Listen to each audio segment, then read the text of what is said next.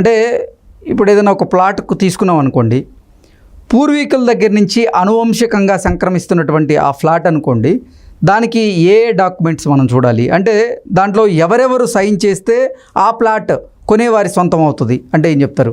వాళ్ళ కుటుంబ సభ్యులు వచ్చి అగెనెస్ట్గా ఏదైనా కేసు వేయకపోతే హ్యాపీగా అమ్ముకోవచ్చు, హ్యాపీగా ఆ పర్సన్కే చెందుతుంది. ఎవరైతే ఇంటి వారసులు ఉన్నారు. లేదు అందులో 3-4 మెంబర్స్ ఎక్కడో ఉండి వాళ్ళ మీరు రేషన్ కార్డులో చూస్తే తెలిసిపోతుంది, లేదా లింక్ డాక్యుమెంట్ లో చూసినా తెలిసిపోతుంది. అంటే అప్పుడు రేషన్ కార్డు లేదు కదా, అందులో డాక్యుమెంట్ ఎవరు ఎంతమంది అబ్బాయిలు ఉన్నారో తెలిసిపోతుంది.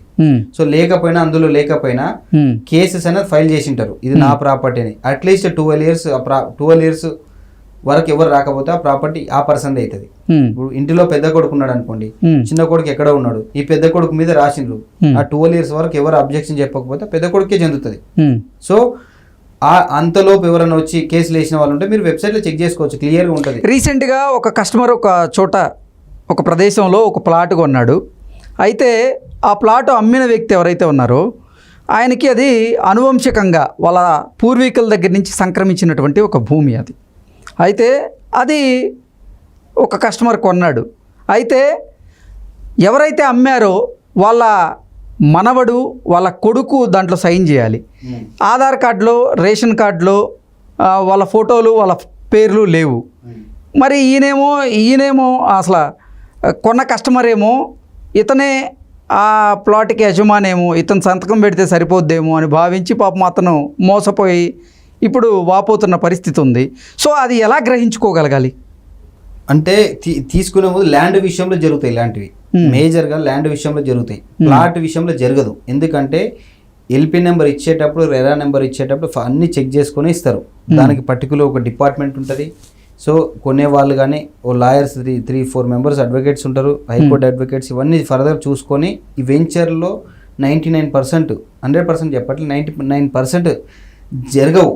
ఏదో చిన్న జరిగితే జరగవచ్చు, స్కోప్ లేదు. ఒకవేళ అసలు అది కూడా జరగకుండా మనం నివారణ చర్యలు తీసుకోవాలంటే మనం ఏమేం చూస్తే బెటరు? ఏ డాక్యుమెంట్స్ మనం ప్రాపర్గా పక్కాగా చూడాలి, పాటించాలి అంటే ఏం చెప్తారు?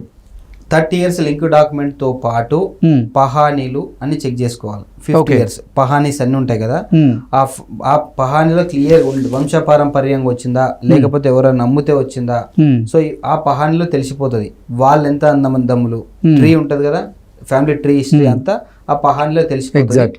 అందులో తెలుసుకుంటే సరిపోతుంది. తెలంగాణలో రీజనల్ రింగ్ రోడ్ వచ్చింది. అది ఏ ప్రాంతాలను కనెక్ట్ చేస్తూ ఉంది? ఆ కనెక్ట్ చేసేటువంటి ప్రాంతాల్లో ఇప్పుడు మార్కెట్ వాల్యూ ఎలా ఉంది? ఏ ప్రాంతంలో ఇప్పుడు అసలు మార్కెట్ వాల్యూ ఎక్కువగా ఉంది?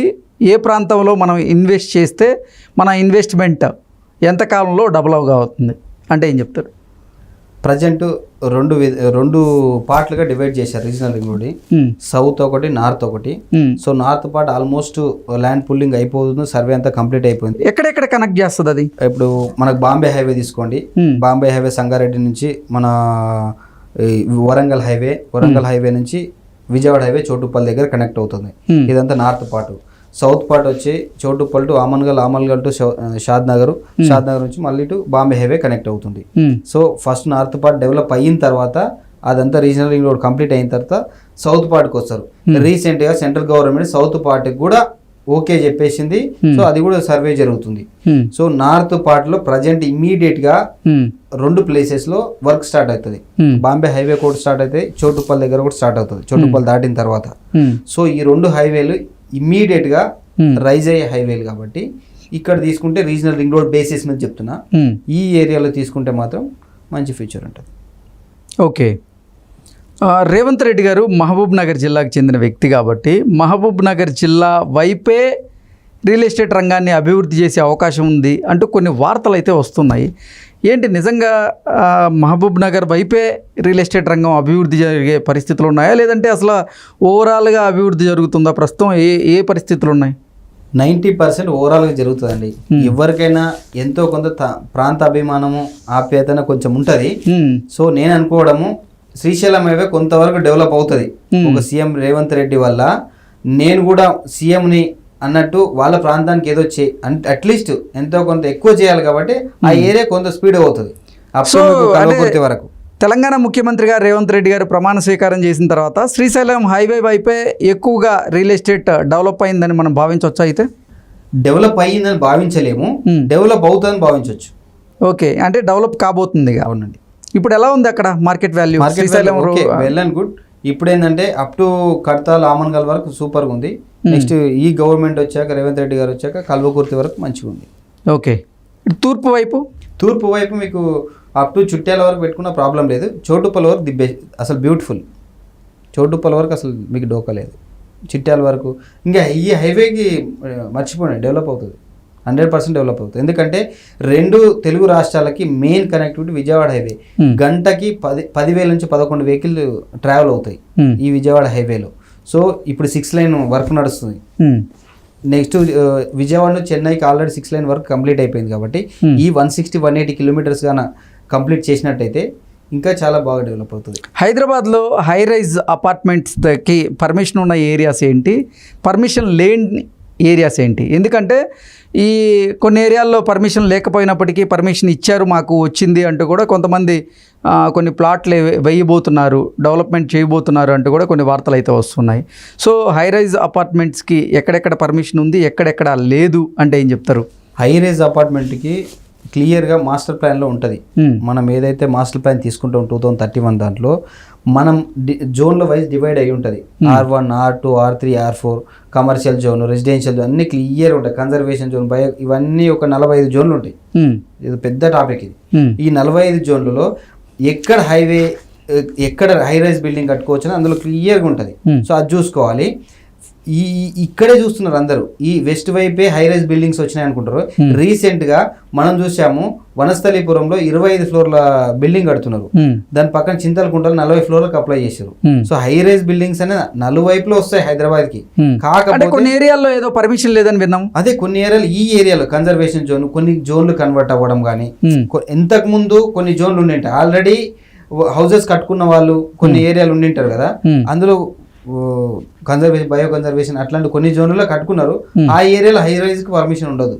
అసలు ఈ 111 జీవో ఏంటి? దీనివల్ల చాలామంది కన్ఫ్యూజన్ అవుతూ ఉన్నారు. అసలు ఈ 111 జీవో ఉంది, ఇంకా ఎత్తే లేదని కొంతమంది, లేదు 111 జీవో ఎత్తేసారు అంటూ మరికొంతమంది. అసలు ఈ 111 జీవో ఉన్న ప్రదేశాల్లో తీసుకోవడం మంచిదా కాదా అంటే ఏం చెప్తారు? 111 జీవో అంటే ఎన్టీ రామారావు గవర్నమెంట్ ఉన్నప్పుడు హైదరాబాదు డ్రింకింగ్ వాటర్ కి 2 నదులు ఉండే, మేజర్ నదులు, ఉస్మాన్ సాగర్, హిమాయత్ సాగర్. ఆ హిమాయత్ సాగర్, ఉస్మాన్ సాగర్ ఆ నదులు పొల్యూషన్ అవ్వద్దని చెప్పి ఆ 111 జీవో పర్మిషన్ ఇచ్చారు. ఎందుకంటే జీవో పాస్ చేశారు. ఎందుకంటే G+1 కంటే పర్మిషన్ ఎక్కువ ఉండొద్దు. ఆ G+1 హై రైజ్ బిల్డింగ్స్ వస్తే మీరు అన్నట్టు మొత్తం పొల్యూట్ అయిపోతాయి. ఆ చెరువులోకి వాటర్ వెళ్ళిపోతాయి, డ్రైనేజ్ కింద ఉన్న వాళ్ళు ఎట్లా తాగాలి డ్రింకింగ్ వాటర్. సో ఇలాంటి పొల్యూషన్ అవ్వద్దని చెప్పి 1991లో మన ఎన్టీ రామారావు ఉన్నప్పుడు ఆ గవర్నమెంట్ జియో అనేది పాస్ చేసింది. సో అందువల్ల ఆ ఏరియా ఇప్పుడు శంషాబాదు, గోల్కొండ, పెద్ద గోల్కొండ, అక్కడ నుంచి మీకు చేవెళ్ళే వరకు ఆ సరౌండింగ్ మొత్తం అసలు లేదు. 111 జీవో ఎత్తేస్తారు అని నేను అనుకోవడం లేదు. అది సుప్రీంకోర్టులో ఉంది.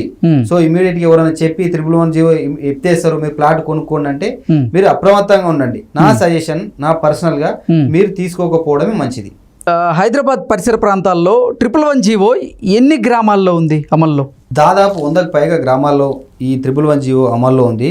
మనం బెంగళూరు హైవే లెఫ్ట్ రైట్ తీసుకుంటే లెఫ్ట్ కు పెద్ద గోల్కొండ కొంత పాటు, అదే విధంగా పాలమాకుల ఈ రైట్ సైడ్ లో తీసుకుంటే మనకు నార్సింగ్ బయట సైడ్ ఉస్మాన్ సాగర్, హిమాయత్ సాగర్ ఆ ఏరియాలో, రాజేంద్ర నగర్ లో కొంత పాటు, ఆ చేవెళ్ళే ఆ సరౌండింగ్ లో కొంత పాటు ఉంది. కాబట్టి ఈ గ్రామాల్లో ఎఫెక్ట్ ఉంది. సో ఆ గ్రామంలో తీసుకోకపోవడం మంచిది.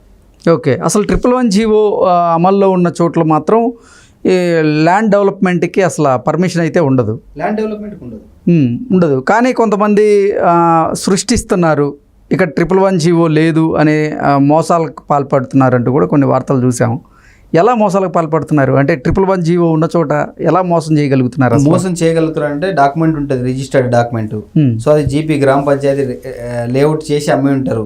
సో అందుకోసమే 2018 నుంచి తెలంగాణ గవర్నమెంట్, టీఆర్ఎస్ గవర్నమెంట్ ఉన్నప్పుడు 2018 నుంచి కంప్లీట్ ఇది వ్యానిష్ చేసింది. గ్రామ పంచాయతీ లేఅవుట్ లేదు, ఓన్లీ మున్సిపల్ పర్మిషన్ ఉండాలి, DTCP, HMDA permission. Hmm. So ఇవి మాత్రమే తీసుకొచ్చారు కాబట్టి Hmm. అప్పుడున్న గ్రామ పంచాయతీలో కొంతమంది వేసి ఉంటారు కదా, Hmm. So second document registration అవుతుంది కాబట్టి Hmm. ఇక్కడ మీరు హ్యాపీగా 10 ఫ్లోర్లు కట్టుకోవచ్చు అని చెప్తారు. Hmm. సో అలా మోసపోద్దండి.